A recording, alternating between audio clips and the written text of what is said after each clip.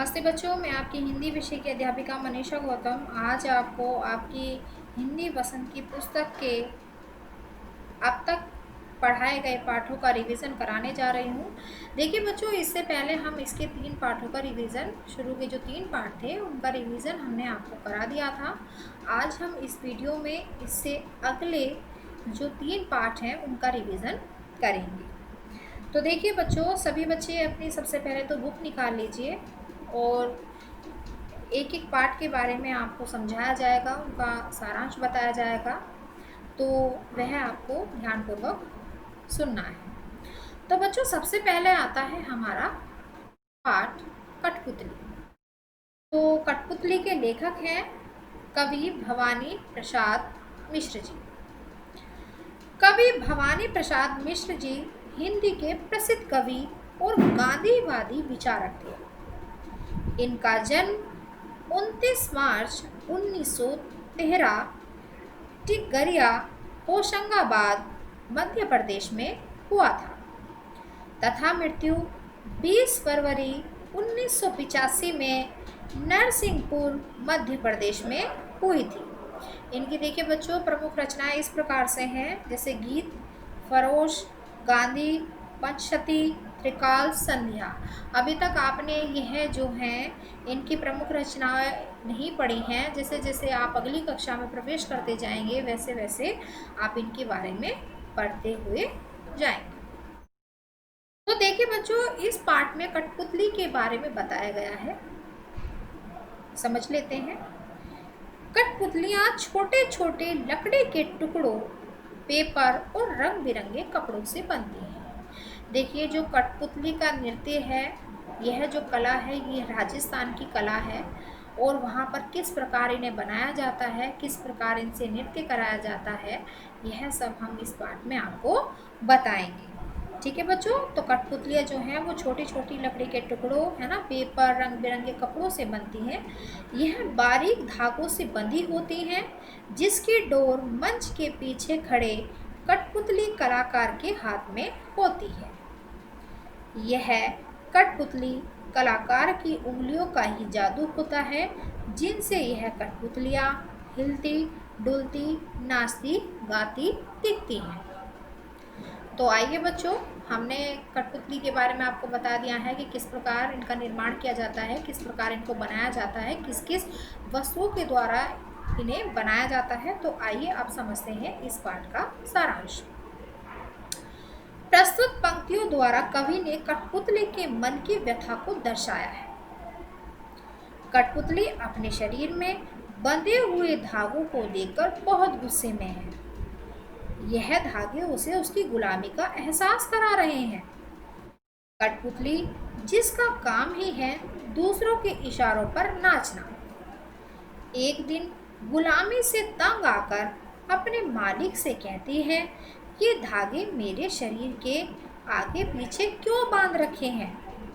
इन्हें तोड़कर मुझे आज़ाद कर दो ताकि मैं अपने पैरों पर खड़ी हो सकूं। जब एक कठपुतली कहती है कि उसे स्वतंत्र होना है, तो अन्य कठपुतलियों के मन में भी आज़ाद होने की इच्छा जाग उठती है। अन्य कठपुतलियाँ भी यह कहने लगती हैं कि हमें भी अपने मन की करनी है। बहुत दिन हो गए हैं हमें मन की किए हुए, हमने ना जाने कब से अपनी इच्छाओं को दबाए रखा है। जब अन्य कठपुतलियों के मन में भी यह इच्छा जागने लगी कि उन्हें भी स्वतंत्र होना है, तो पहली कठपुतली ने सोचा, ऐसा ख्याल उसके मन में क्यों आया है? अचानक से उसे जिम्मेदारी का एहसास होने लगा। वह सोचने लगी कि उनकी इस इच्छा का परिणाम क्या होगा। क्या वह सब अपनी स्वतंत्रता को संभाल पाएंगी? क्या वे अपने पैरों पर चल सकेंगी?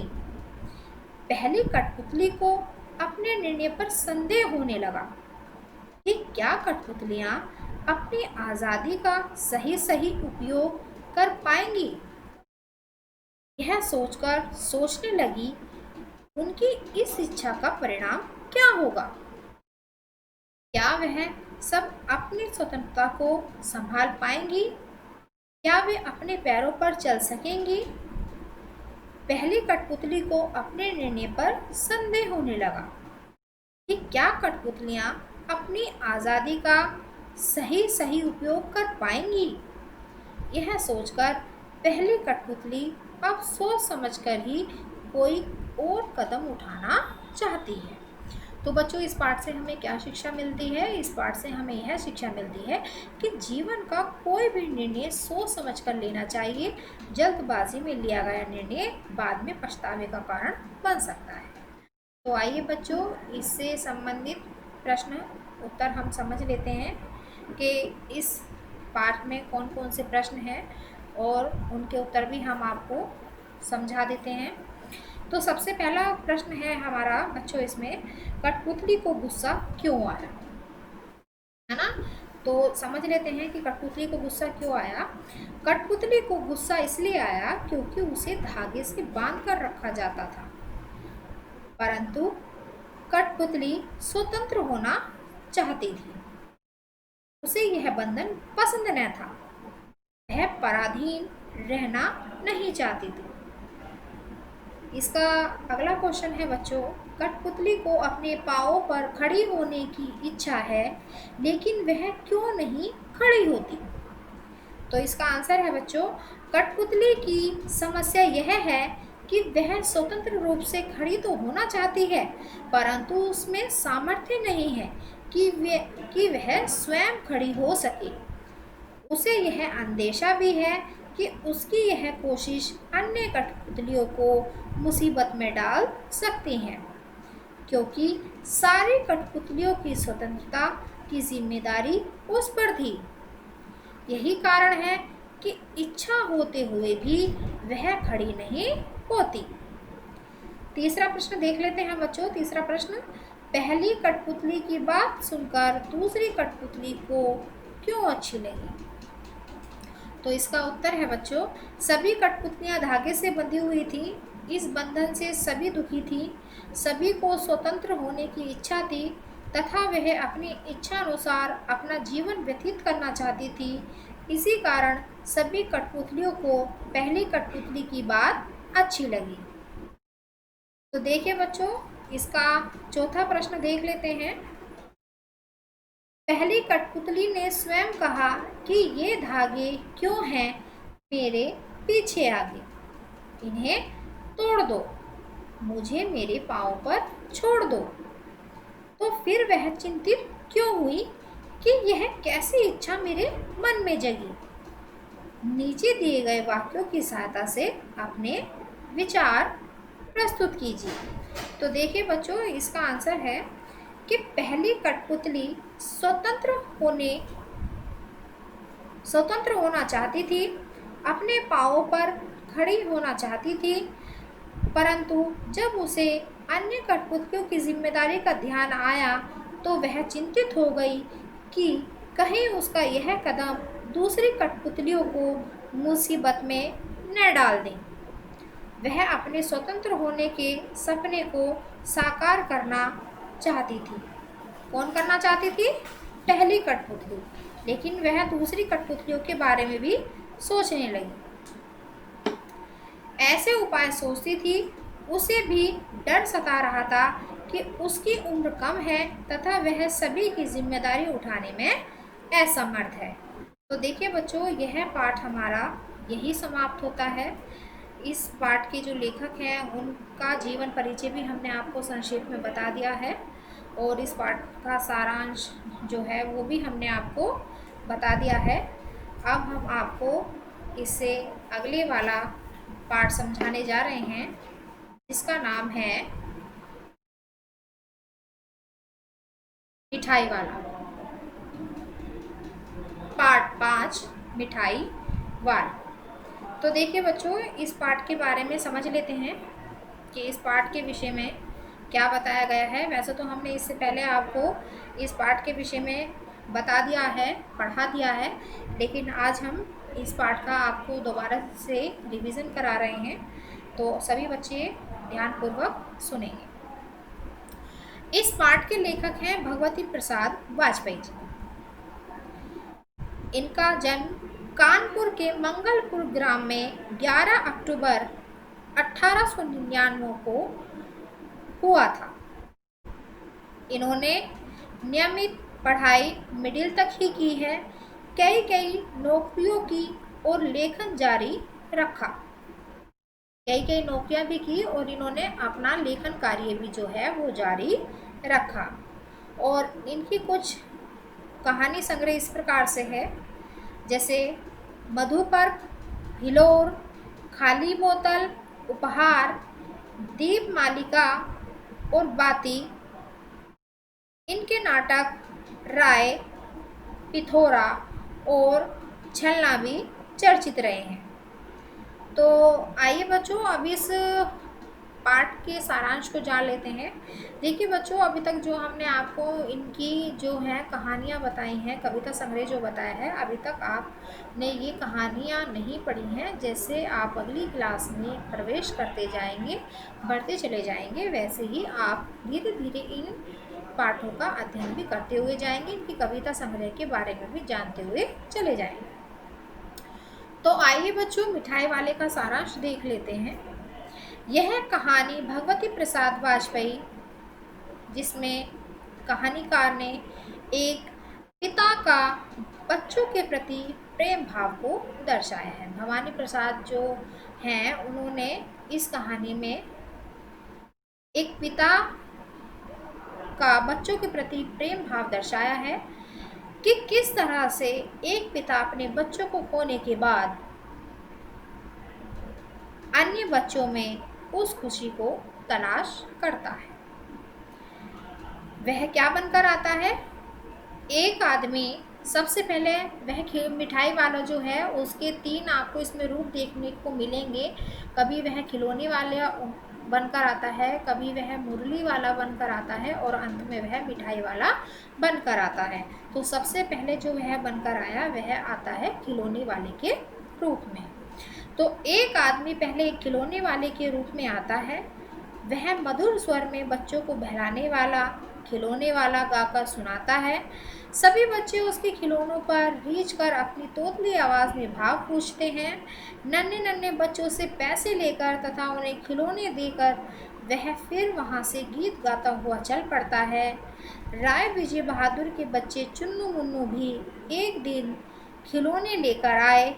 उनकी माँ रोहिणी इतने सुंदर और सस्ते खिलौने देखकर सोचने लगी कि वह इतने सस्ते खिलौने कैसे देकर गया। और फिर वह आता है 6 महीने बाद।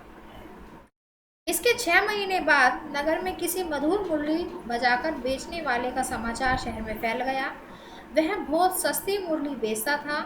रोहिणी उसकी आवाज़ सुनकर पहचान गई, ये वही खिलौने वाला है। रोहिणी ने अपने पति के द्वारा इस मुरली वाले को बुलाया तथा अपने बच्चे के लिए मुरली खरीद ली। फिर उसे देख बच्चों का समूह खुश होकर उसके चारों तरफ इकट्ठा हो गया। मुरली वाले ने सभी बच्चों को देने के बाद उस बच्चे को भी मुफ्त में मुरली दी जिसके पास पैसे नहीं थे। अब बच्चों देखिए, पहले वो खिलौने वाला बनकर आया और फिर वह 6 महीने बाद मुरली वाला बनकर आया। इसके बाद आता है वह 8 महीने बाद। तो 8 महीने बाद वह क्या आता है? इसके 8 मास बाद सर्दियों में एक मिठाई बेचने वाला गीत गाता हुआ आता है। रोहिणी को इसका स्वर भी कुछ सुना हुआ सा लगता है। वह अपनी छत से तुरंत नीचे आई। उसने मिठाई वाले को बुलाया। रोहिणी के पूछने पर उसने बताया कि वह इससे पहले खिलौने और मुरली बेचने आया था। रोहिणी ने उससे पूछा कि वह इतनी सस्ती चीज़ें क्यों बेचता है। मिठाई वाले ने बताया कि वह एक नगर का अमीर आदमी था। उसके 2 बच्चे और एक सुंदर पत्नी थी, लेकिन अब कुछ भी नहीं रहा। वह अपनी पुरानी बातें याद करके फूट फूट कर रोने लगा।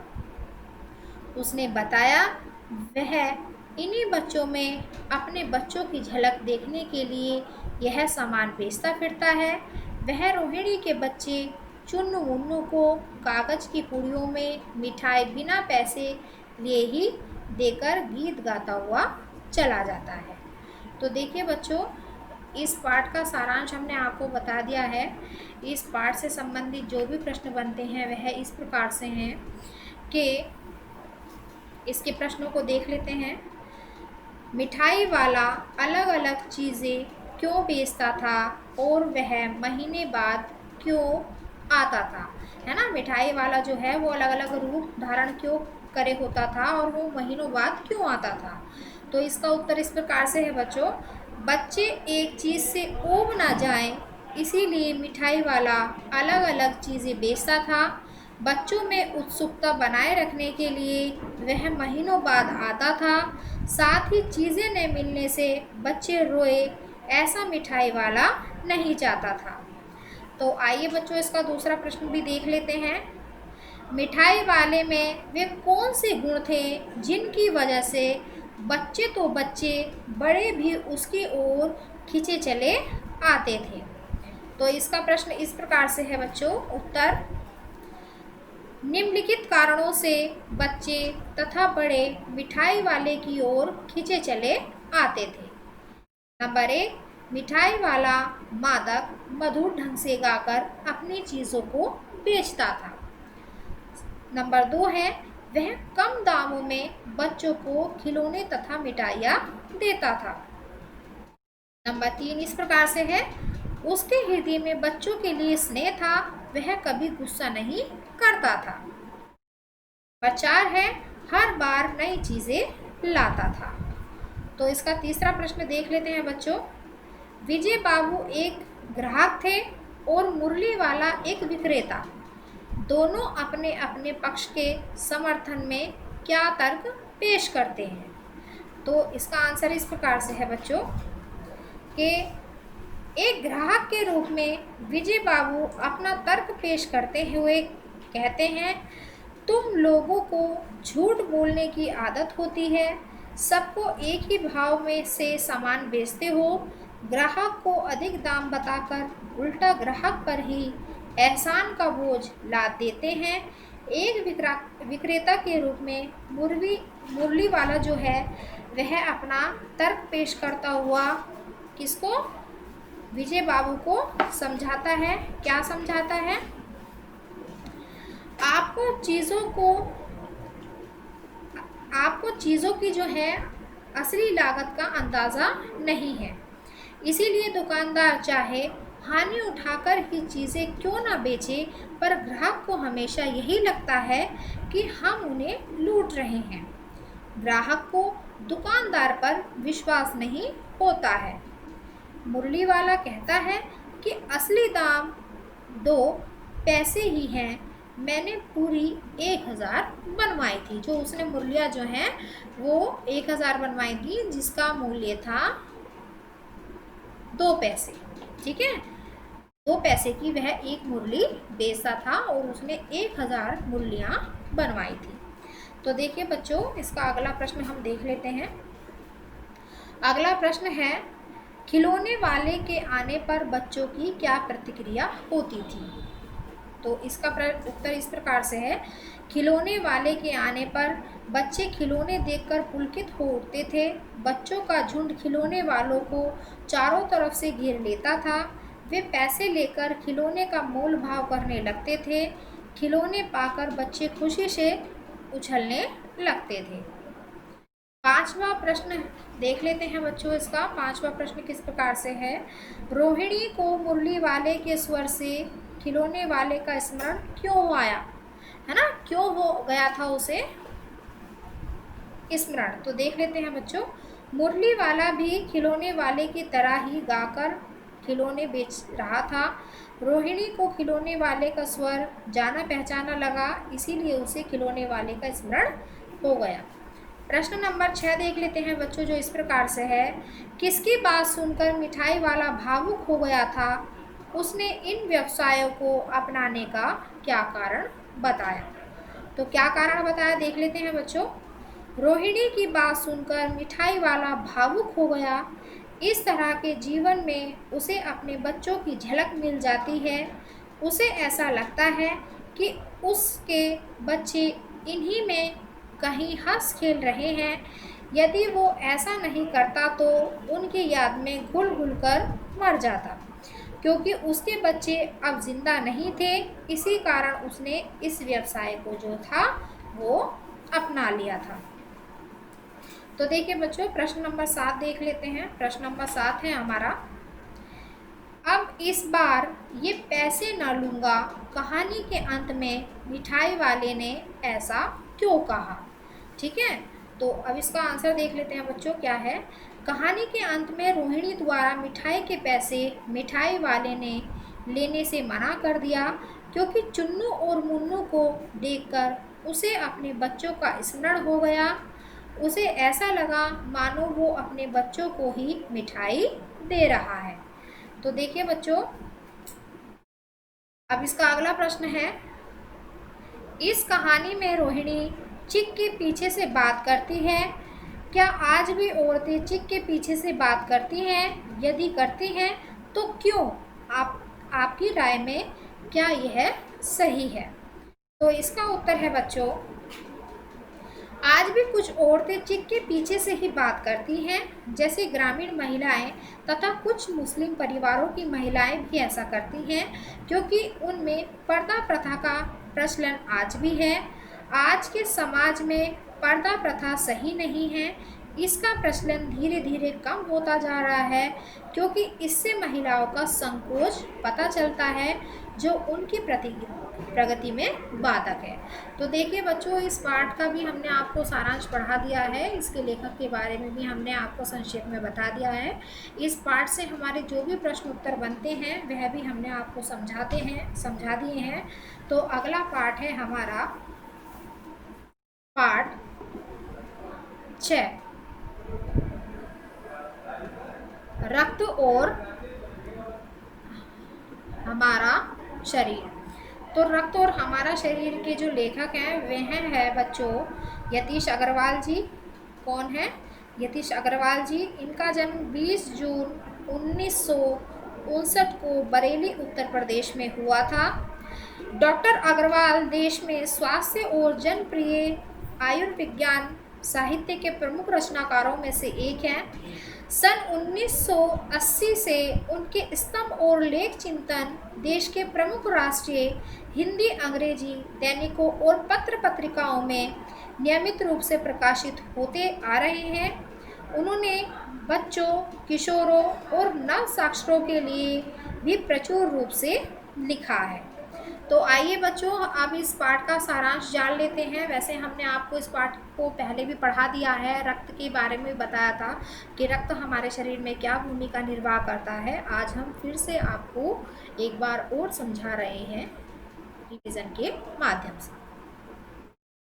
रक्त निम्नलिखित जीवित कोशिकाओं से बना है, जो हमारे शरीर के ऊतकों का समर्थन और रखरखाव करते हैं। लाल रक्त कोशिकाओं जो हीमोग्लोबिन से भरी होती हैं और हमारे फेफड़ों से हमारे शरीर के बाकी हिस्सों तक ऑक्सीजन ले जाती हैं। सफ़ेद रक्त कोशिकाओं जो संक्रमण से बचाव करते हैं। कोशिकाओं और ऊतकों से ऑक्सीजन की पूर्ति होती है। अमीनो एसिड, फैटी एसिड और ग्लूकोज जैसी कोशिकाओं को आवश्यक पोषक तत्व प्रदान करना, अपशिष्ट पदार्थों को हटाने जैसे कार्बन डाइऑक्साइड, यूरिया और लैक्टिक एसिड सफ़ेद रक्त कोशिकाओं के माध्यम से संक्रमण और विदेशी निकायों से शरीर की रक्षा करता है। कोशिकाओं के अलावा रक्त में अन्य महत्वपूर्ण पदार्थ होते हैं, जैसे कि पाचन तंत्र द्वारा संसाधित किए जाने वाले भोजन से पोषक तत्व, रक्त में अंतःस्रावी ग्रंथियां द्वारा जारी हार्मोन भी होता है और शरीर के उन हिस्सों में ले जाता है जिनके लिए उन्हें आवश्यकता होती है। तो देखिए बच्चों, अब इस पाठ का सारांश जान लेते हैं। इस पाठ में एक लड़की होती है जिसका नाम क्या होता है? जिसका नाम होता है दिव्या। तो क्या है कि अनिल की छोटी बहन दिव्या शुरू से ही कमज़ोर है, लेकिन आजकल उसे हर समय थकान महसूस होती है और भूख भी कम लगती है। अस्पताल में डॉक्टर ने उसे देखकर रक्त की जांच के लिए पास के कमरे में भेजा। वहां अनिल की जान पहचान की डॉक्टर दीदी थी। उन्होंने दिव्या की उंगली से रक्त की कुछ बूंदें ली, एक छोटी सी शीशी में डाल ली और स्लाइड पर लगा दी। उन्होंने अगले दिन अनिल की रिपोर्ट से अनिल को अस्पताल से रिपोर्ट ले जाने के लिए कहा। दूसरे दिन अनिल अस्पताल पहुंचता है तो डॉक्टर दीदी उसे दिव्या के बारे में क्या बताती है कि दिव्या को एनीमिया हो गया है। देखिए बच्चों, एनीमिया के बारे में हमने आपको पहले ही बताया था कि एनीमिया किसे कहते हैं। खून की कमी को एनीमिया कहते हैं। यह किस पोषक तत्व की कमी से होता है शरीर में? यह लोहा तत्व की कमी से शरीर में हो जाता है। कुछ दिन दवा लेने पर ठीक हो जाएगा। ये किसने कहा था? डॉक्टर दीदी ने कहा था अनिल से। अनिल ने उत्सुकतावश पूछा कि एनीमिया क्या है, तो डॉक्टर दीदी ने उसे बताया कि एनीमिया के बारे में जानने के लिए उसे रक्त के बारे में जानना होगा। दीदी ने आगे कहा, लाल द्रव के समान दिखने वाले रक्त को यदि सूक्ष्मदर्शी से देखें तो यह भानुमति के पिटारे जैसा है, जिसके दो भाग होते हैं। तरल भाग प्लाज्मा कहलाता है, दूसरे भाग में कई कण होते हैं, लाल, सफ़ेद और बेरंग, जिन्हें पिंबाणु कहते हैं। ये कण प्लाज्मा में तैरते रहते हैं। डॉक्टर ने सूक्ष्मदर्शी के नीचे एक स्लाइड लगाकर अनिल को दिखाया। अनिल आश्चर्य से उछल पड़ा। रक्त के एक बूंद में इतने सारे कण! उसे लगा जैसे बहुत सी छोटी छोटी बालूशाही रख दी गई हों। दीदी ने बताया, लाल कण बनावट में बालूशाही की तरह ही होते हैं। रक्त के एक बूंद में इनकी लाखों की संख्या पाई जाती है। इन्हीं के कारण रक्त लाल दिखाई देता है। ये कण सांस द्वारा प्राप्त ऑक्सीजन को शरीर के विभिन्न हिस्सों तक पहुंचाने का काम करते हैं। इनका जीवन काल लगभग 4 महीने का होता है, परंतु यह एक साथ नहीं, धीरे धीरे नष्ट होते हैं। यह सुनकर अनिल ने कहा कि तब तो कुछ ही महीनों में यह खत्म हो जाएंगे। अनिल की बात सुनकर डॉक्टर दीदी मुस्कुराने लगती है। उन्होंने बताया कि शरीर में हर समय नए कण भी बनते रहते हैं। हड्डियों के बीच के भाग मज्जा में ऐसे कई कारखाने हैं जो रक्त के निर्माण का कार्य करते रहते हैं। इसके लिए इन कारखानों को प्रोटीन, लोहा तत्व और विटामिन रूपी कच्चे माल की ज़रूरत होती है। हरी सब्जी, फल, दूध, अंडा और गोश्त में ये तत्व उपयुक्त मात्रा में पाए जाते हैं। यदि कोई व्यक्ति उचित आहार ग्रहण नहीं करता है तो रक्त कण नहीं बन पाते। रक्त में लाल कणों की कमी को ही एनीमिया कहते हैं। अनिल ने जानना चाहा कि क्या केवल संतुलित आहार लेकर एनीमिया से बचा जा सकता है, तो डॉक्टर दीदी ने उसे बताया कि एनीमिया के कई कारण होते हैं, लेकिन हमारे देश में इसका सबसे बड़ा कारण पौष्टिक आहार की कमी है। वैसे पेट में कीड़े हो जाने पर भी एनीमिया का खतरा उत्पन्न रहता है। ये कीड़े दूषित जल, खाद्य पदार्थ और शरीर में प्रवेश कर जाते हैं। अतः स्वच्छ जल और भोजन ग्रहण करना चाहिए और अपने हाथ भी साफ रखने चाहिए। कुछ कीड़े पैर की त्वचा के रास्ते में भी शरीर में प्रवेश कर जाते हैं। इनसे बचने का उपाय है, शौच के लिए शौचालय का प्रयोग करें और इधर उधर नंगे पैर ना घूमें। तो देखिए बच्चों, इससे हमारे कई प्रश्न बनते हैं जो इस प्रकार से हैं। सबसे पहला है कि एनीमिया किसे कहा जाता है ना? एनीमिया का दिव्या को कौन सा रोग हो गया था? सबसे पहला प्रश्न तो यही है हमारा कि दिव्या को कौन सा रोग हो गया था? दिव्या को एनीमिया रोग हो गया था। दूसरा प्रश्न बनता है हमारा कि एनीमिया रोग किसे कहते हैं? एनीमिया रोग जब शरीर में, हमारे शरीर में खून की कमी हो जाती है तो उसे एनीमिया रोग कहते हैं। अब तीसरा प्रश्न हमारा यह बनता है कि एनीमिया रोग किस तत्व के कारण होता है। तो तीसरे प्रश्न का आंसर है हमारा कि एनीमिया जो रोग होता है वह लौह तत्व की कमी के कारण होता है। बच्चों, इसका चौथा प्रश्न हमारा इस प्रकार से बनता है कि रक्त के कितने भाग होते हैं। तो हमारे चौथा प्रश्न का आंसर इस प्रकार से है कि रक्त के 2 भाग होते हैं। तो देखिए बच्चों, आज हमने इस पाठ में जो है आपको, इस वीडियो में जो है हमने आपको इन 3 पाठों का अध्ययन करा दिया है। हम आशा करते हैं कि सभी बच्चों की ये पाठ अच्छी तरह से याद हो गए होंगे। इन पाठ से संबंधित जो भी प्रश्न उत्तर हैं वह भी हमने आपको समझा दिए हैं, वह भी आपको अच्छे से याद हो गए होंगे। और नहीं भी हुए हैं तो अब आपको क्या करना है, आपको कम से कम इन पाठ को कम से कम 2 बार पढ़ना है। इनसे संबंधित सभी प्रश्नों को अच्छे से पढ़ना है और याद करना है। तो ठीक है बच्चों, यही हमारी यह वीडियो समाप्त होती है। अगली वीडियो में हम आपकी व्याकरण शुरू करने जा रहे हैं। अब आपको हम अगली वीडियो में व्याकरण को पढ़ाएंगे। धन्यवाद।